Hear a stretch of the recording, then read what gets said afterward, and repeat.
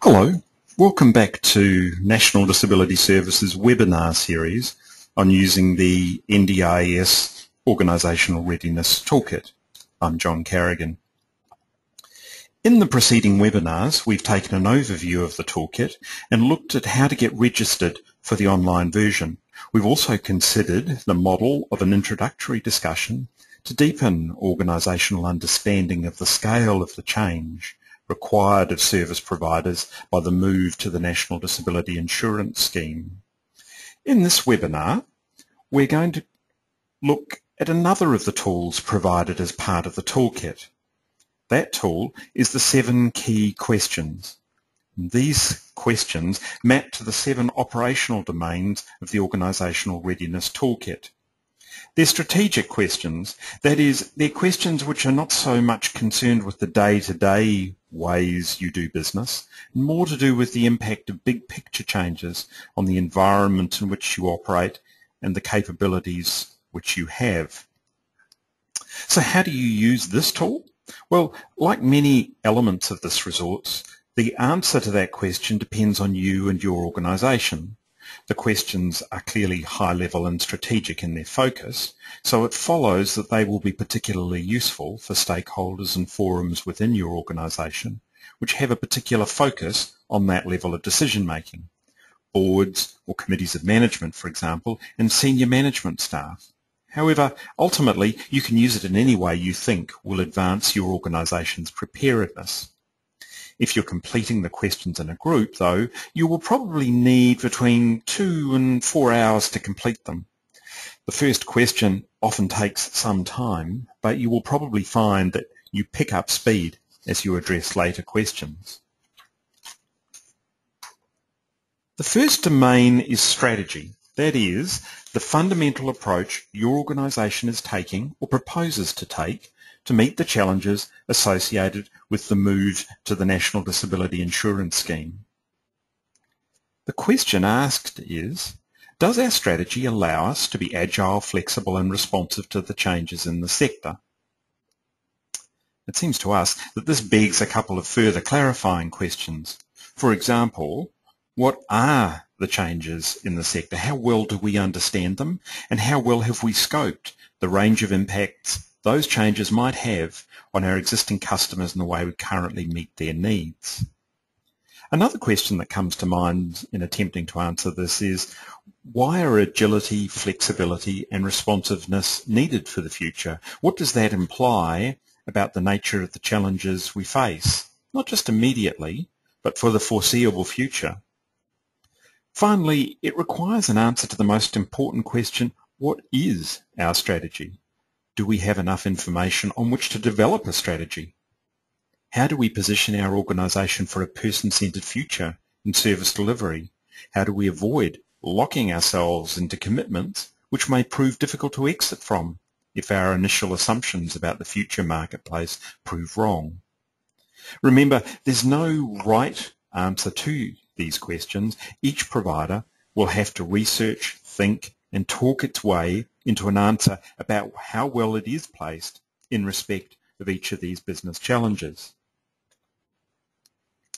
The next domain of your operations is governance. Governance concerns the decision-making processes that apply in organisations. And there is a particular focus in this on the role and capacity of the board or the committee of management, as they have the ultimate legal responsibility for the decisions that organisations make. The question here is, are our decision-making processes robust enough to manage the key risks, challenges and opportunities facing our business? Do they support our operation in a competitive environment?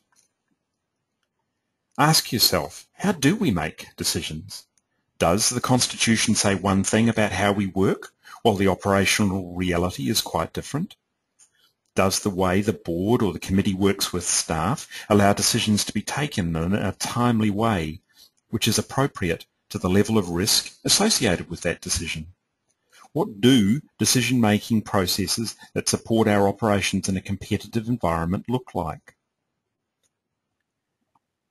In the new world, clients will be deciding whether they wish your organisation to support them. Different clients will have different needs.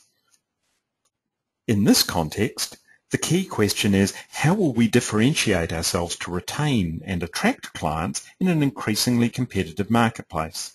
And questions you might consider in relation to this are, why will we need to differentiate ourselves? Why will we need to attract clients? Many providers believe that their current service users are happy enough with what they do, but that ignores the dynamism of marketplaces in which customers are being invited by other providers to consider whether they're really getting the best value from you. Having said this, that doesn't necessarily mean that every provider is a potential competitor. Some may be potential collaborators in the kinds of networks of mutual support and supply which allow one organisation to specialise in one service and another to specialise in something else. The marketplace may be competitive, but competition isn't always the most competitive solution. Do you understand the profile of both your customers' needs and your potential competitors' strengths and weaknesses to understand how to meet both? The next domain considers the money question and ultimately your organisation's financial sustainability. Questions that arise in this context include, what does it cost us to deliver a unit of service? How is that unit priced? And how is the difference between cost and price calculated and managed to fund our organisation in the future? You may be a not-for-profit, but you still have to make a margin on your sales to cover reinvestment in your business and its long-term operations. Those individual sales have to encompass the comprehensive costs of service delivery, not just the really obvious costs of staff time and on-costs, but the full range of predictable business expenses, the costs of which must be allocated between the individual sales you make. The next issue of concern, and one of the most high profile, is the composition and abilities of your workforce. Many service providers already struggle to recruit and retain good people, especially in regional locations. So how can you overcome the challenges on the supply side while taking advantage of the increase in business on the demand side? Here, the key issue seems to be the needs of the client and of the organisation. How do they determine the kinds of people you need to have on your team? How clearly have you established what you need now and what you might need in 2 or 5 years' time as customer demand moves in new directions? What is the profile of workers who are equipped to meet those needs and equipped to change to meet changes in the needs of your customers?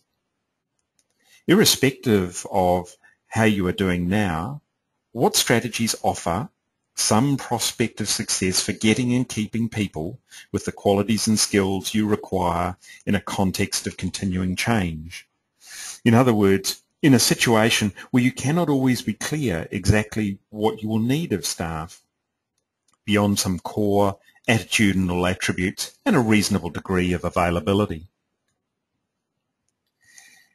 In many ways, the next domain goes to the heart of the issue of readiness. The reason for saying this is that the only way you can know if your organisation is truly ready is if you are capturing the information which tells you that you are. In many cases, disability service providers have not been required to capture such information before.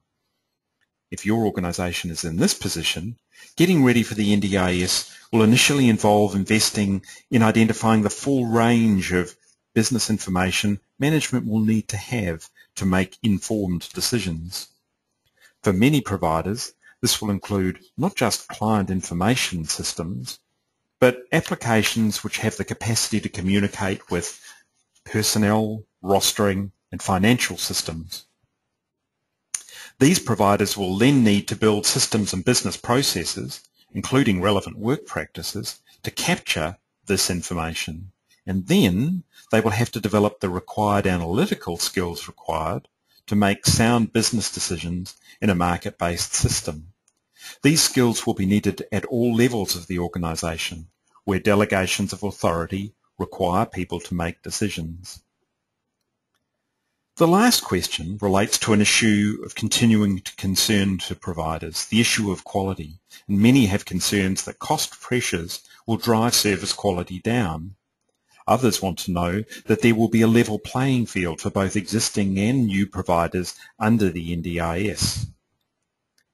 Here you are being asked, do we have the business processes and organisational culture required to understand what quality service delivery really looks like? What is the relationship between quality and competitiveness? How is the answer to that question informing our organisational strategy? And how are we capturing the business information we need to have about performance to know whether what we are doing is helping us in the minds of our customers?